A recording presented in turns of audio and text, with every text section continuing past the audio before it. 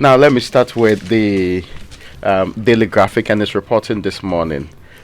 Okay, let me start with this story can be problematic. Bono region, thank you, Tor. That is President Akufo-Addo. He's embarking on. In all fairness, we should say the president is doing campaign.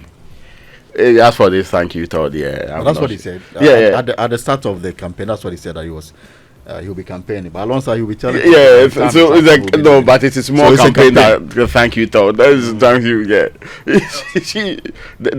there's no thank you happening in this case. No, at all. No, because all the things I've heard the president say. Hey. In fact, he's also accounting for his stewardship, true. Right. But he spends quality time jabbing opposition and dealing with John Dramani Mahama on the ground. And I'm saying that the statement in October said that he'll be embarking on a campaign tour across the country. So this... thank you, Tor. This thank you addition, I don't get it. Okay. Well, but 169 agro factories ready under 1D1F. No one have a difficulty with this one. When you go to the performancetracker.gov.gh, it says that as of 2023, there were 169, total number of one district, one factory projects. The entire number of projects were 169. And according to the story? According to the story, there are 169 agro factories ready. But not all the factories are agro factories. Indeed, that breakdown from the performance tracker indicates that the companies under the 1D1F, when you put them together, agro processing factories constructed are 5. Automotive assemblers registered 12. In fact, it actually goes into the other areas and the other things that have actually been put together too. So it is either the president misconstrued the number and called all of them agro factories. Because we know they are all not agro factories. Yeah. Because some of the ones that were in existence, were painted and brought back into action, were not even agro factories in the first place. Right. With the right support. But again, so he says 169 agro factories ready.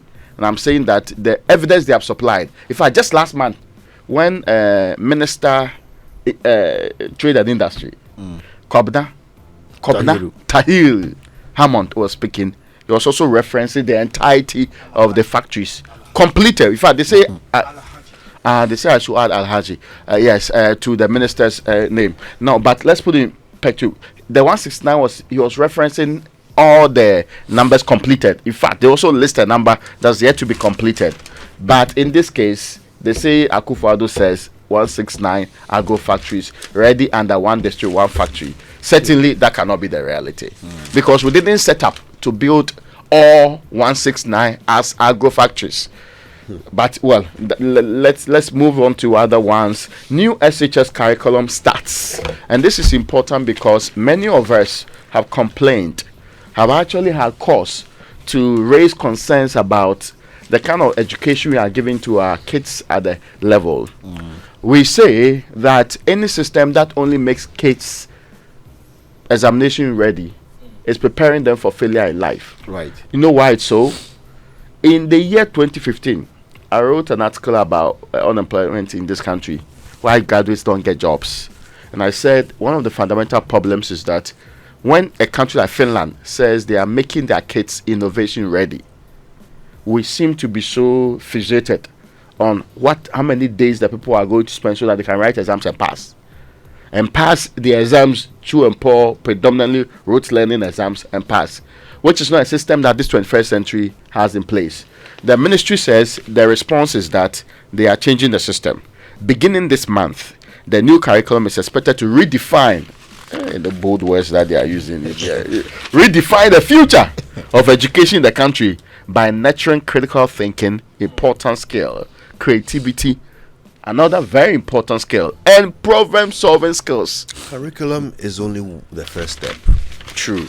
You have to rehaul your teaching and learning. In fact, how do you teach? How do children learn? Because changing the content of what you are teaching them doesn't change the fact that you still expect them to go and chew it and come and pour it out in an exam. That still hasn't been tackled.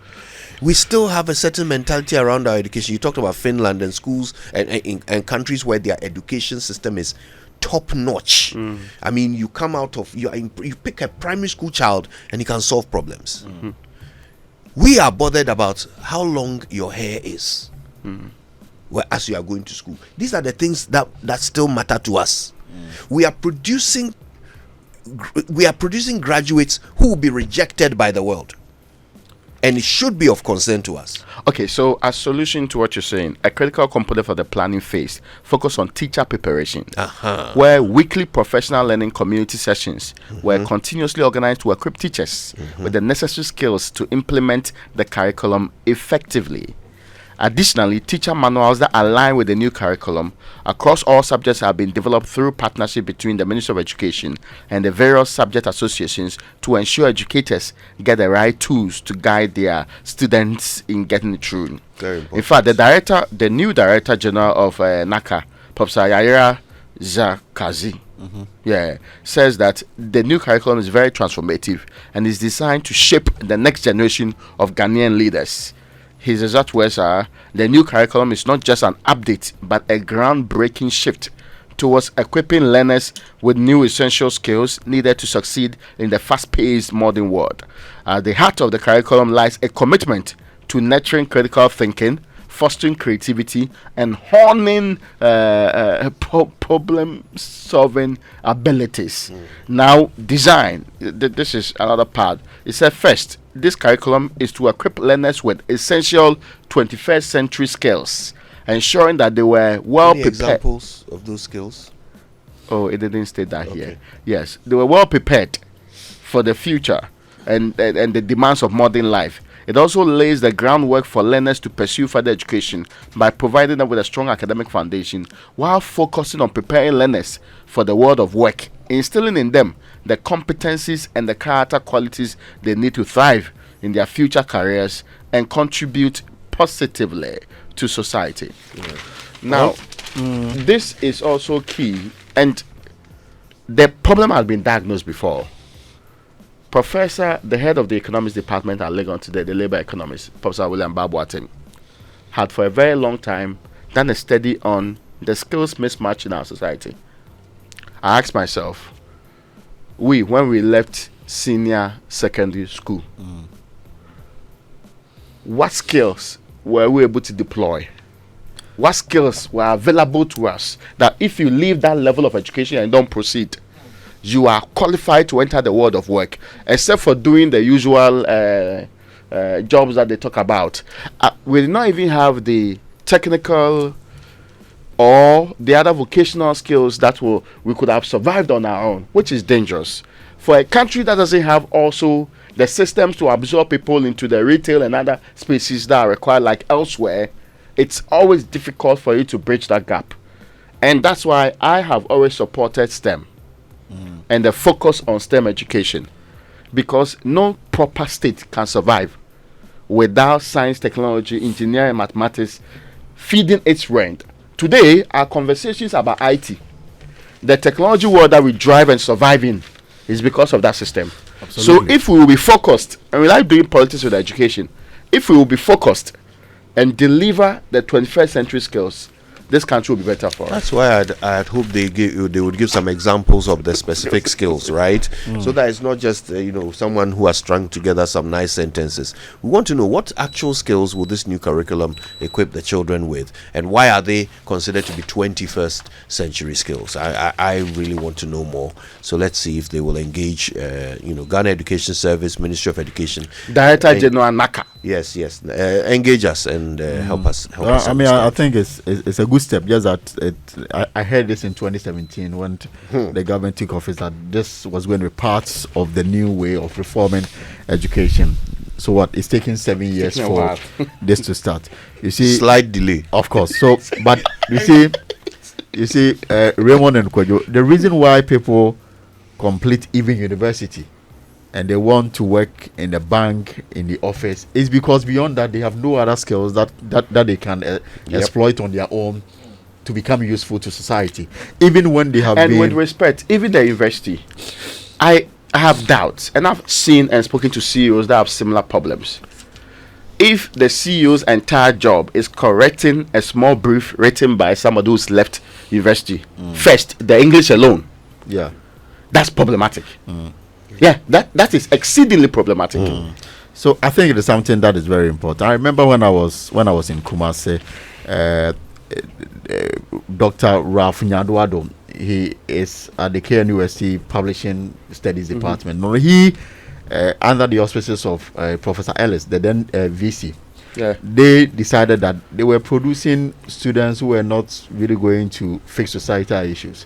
So I think that at some point they set up this entrepreneurial center that became an addition to what they were learning. And I mean, you can track the progress of some of the students that went through it and came out, and how they are making impact in the society. And I think that if we incorporate this into our system, it will be good. I mean, it is the reason why people graduate from the US high school with diploma, and sometimes they are able to fix well in society without going to university, and they are able to contribute and find a job. It is because they are prepared for the job market.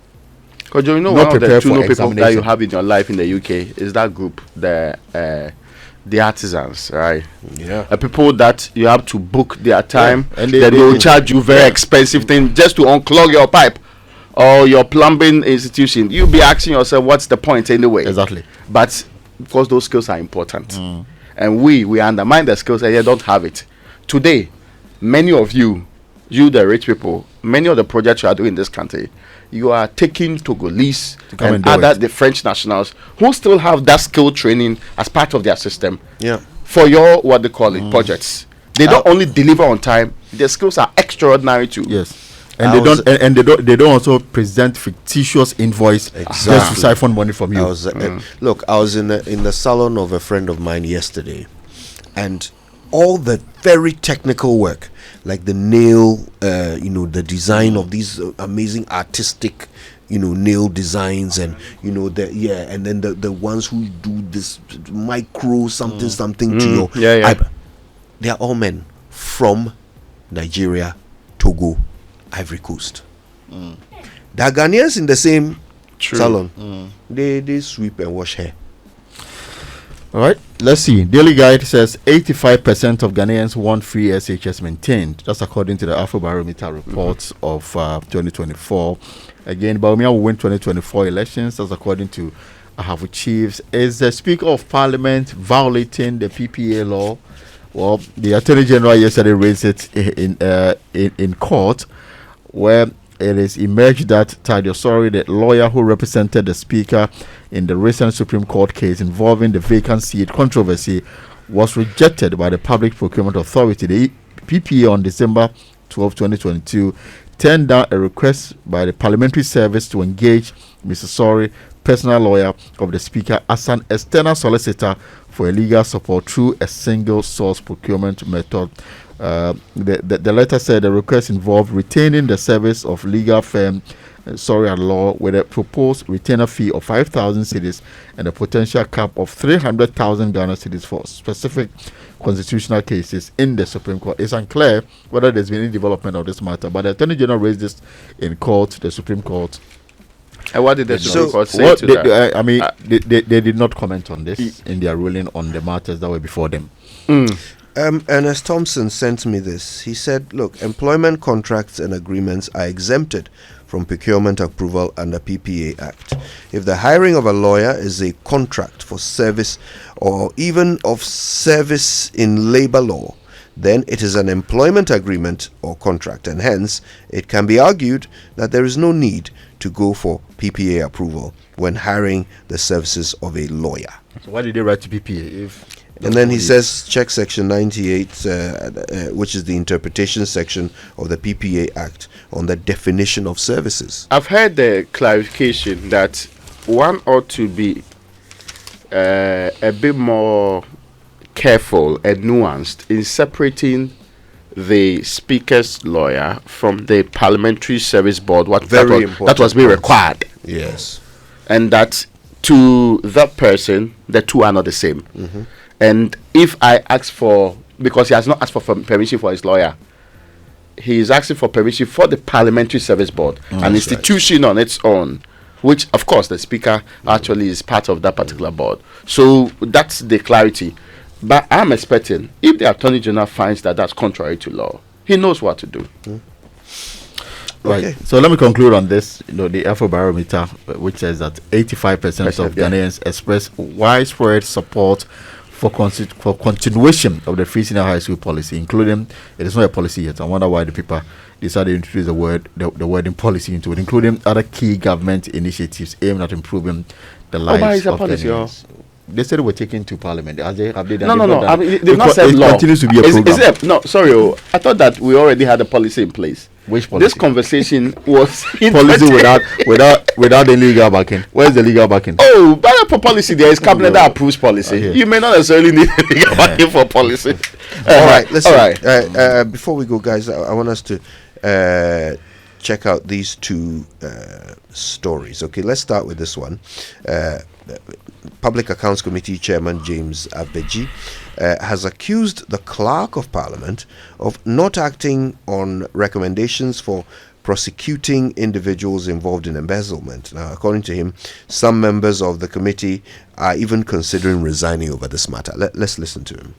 Since we started making strong recommendation for prosecution of individuals and institutions who actually went against the procurement law, and I've always cited Ghana Cylinder Manufacturing Company, right, Francis SCM, yes, where unilaterally she went and awarded a contract over $26 million without going through the procurement process, which is against the law. We have made this recommendation for her to be prosecuted. Yet the Attorney General did not take any action. When I queried him, why are you not prosecuting the people we have recommended? The Attorney General said that we have not been communicated to by Parliament. And that's the responsibility of the clerk. That's the responsibility of the clerk. The letter was drafted. It was sent to the deputy clerk, who vetted it and forwarded it to the clerk. It took more than 2 years for the clerk to endorse a pen his signature.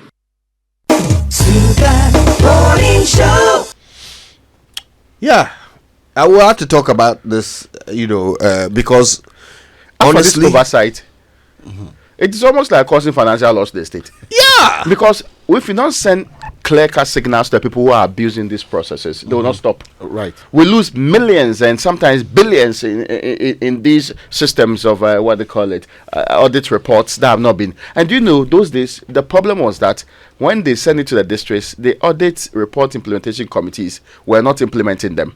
Then we said we were going to set up courts specifically for dealing with people who have been caught or fined or whichever system. And we also fought the Auditor General for not making sure that the people who have been surcharged or who have disallowed, they retrieve these monies from them. I don't know how one can sit on a single or some letters asking that people be prosecuted for 2 good years. So you see, maybe the man is tired of the job, but he cannot tell people that he's tired of the job. This, to me, is enough for him to be asked to step aside. Or a single individual should be recruited whose only responsibility, since now transmission of letter is the problem, it will be to do that job, because it doesn't make sense. And it shows we are not a serious people. No, what it shows is that if you fight corruption, corruption will fight back. Oh. Because, no, I'm sorry, but look at how the whole process has been cleared, the whole path has been cleared, so that now there should be no impediment in the way of the prosecution of someone who has been identified to have cost us money, or embezzled money, or misapplied or misappropriated funds. Right? We've cleared the way. The only thing that must happen is somebody sign letter and pass it on. And somehow that has become the obstacle. Corruption will always find a way, and we shouldn't take this thing lightly. 2 years. I want to hear the man. I want to hear the Clerk of Parliament explaining what the impediment is. Oversight. What is the impediment that prevents him from appending a signature or whatever it is he's supposed to do to a document for 2 years? It's not like he's supposed to investigate the circumstances around the document before he signs. No. It's not like he's supposed to go and double check figures before he signs. No, it's not his job. It's not. He has no job besides. They've done all the work. The Parliament Public Accounts Committee, their job is to hold public hearing into the infractions, and then they make recommendation to the House. The House pass resolution. It is referred to. If there is any action that should be taken, then it goes through the process. The clerk's job is just to facilitate the letter from Parliament to the Attorney General for the necessary action to be done. But you see, the Just bigger sign issue the here thing. is that, so ask the man. So since 92 up until now, it's over 30 years that the Public Accounts Committee, they've been sitting on Auditor General's report every single year. Has there been a single prosecution? The answer was emphatic no. So all these years we've been naming and shaming people, wasting public money, getting GBC or all the media Joy houses News. to broadcast some of these things live. It ends at the stage where the recommendation is made, the resolution is passed, and then nothing happens to it. So clearly, I think there's something wrong with the way we are going about things. The in this entire country. system. No, It's not just a clerk If it's problem. just No. one guy who's supposed to sign a document and pass it on, and that is not happening. One guy is doing this, and we can't fix it. Okay, here's another one. Okay, the Chief Justice, she's waded into the backlash that judges face after rulings. That has resurfaced, especially with the recent goings on in the Supreme Court. Now, according to Justice Gertrude Torkonoo, judges cannot make all parties happy. Now, she's also expressed optimism that Ghana will remain peaceful even after the 2024 election. Let's hear what she said. Every day, a judge annoys somebody. In fact, even if you adjourn a case, you will annoy somebody. If you grant an application, the one who it was granted against will be upset. And so we live with upset. But it is really beautiful to see how we have gathered as a group around our nation. We have nowhere to go. This is the piece of earth that God gave us. And He gave it to a diverse group. And as diverse as we are, our ethnic groups, our various groups, we are one people, one nation, and we have one destiny. We will go through the elections. We will come out, and the nation will be the strongest for it.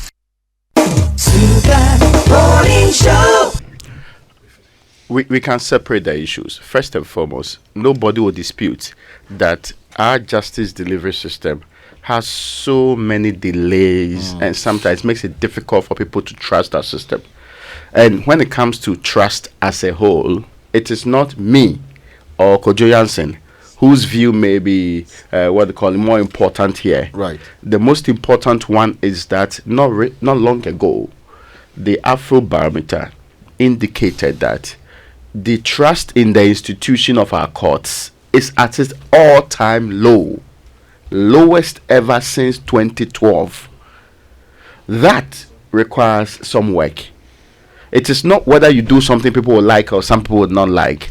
And again, I have no difficulties with having judgment go the way.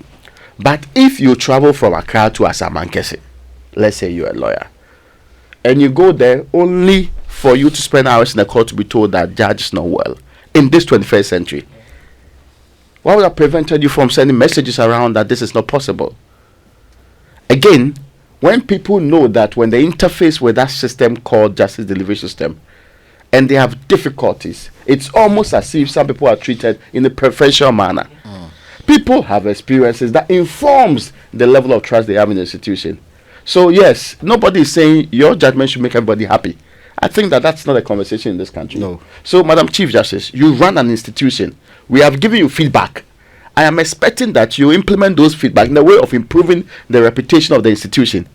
Not just reducing it to, oh, well, we will not make everybody happy, so we can all do well to accept that. No.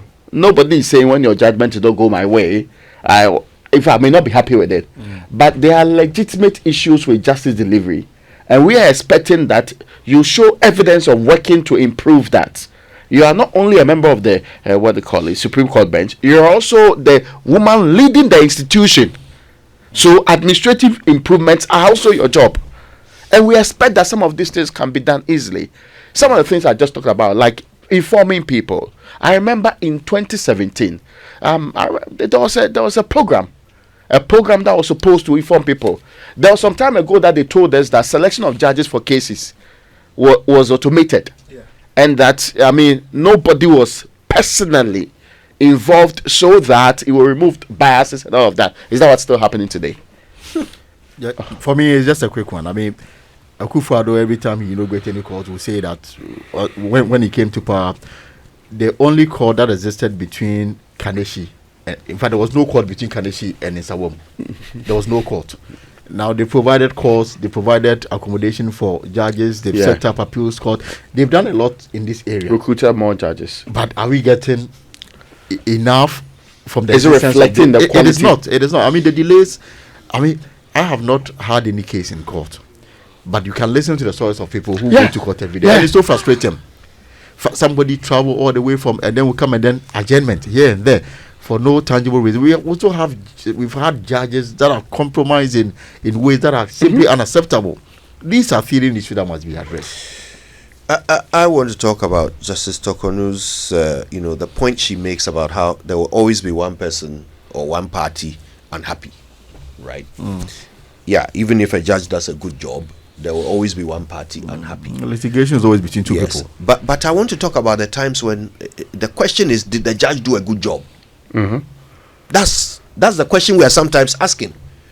Did you do a good job? And look, you see, they are, in some cases they are their own worst enemy.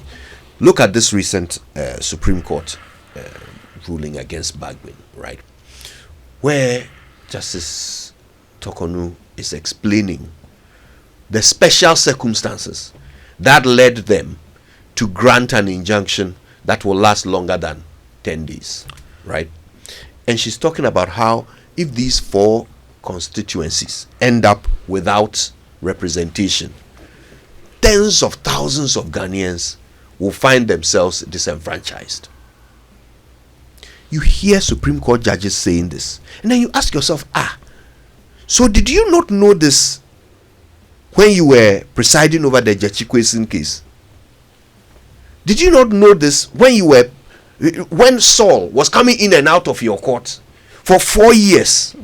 They've had no representation. Did you not know this? So is it not an arbitrary, capricious, and to some people biased application of your discretion if you decide to then extend an injunction beyond 10 days because of circumstances like this that have existed in other cases that you didn't recognize to be a problem, but now suddenly it's a problem?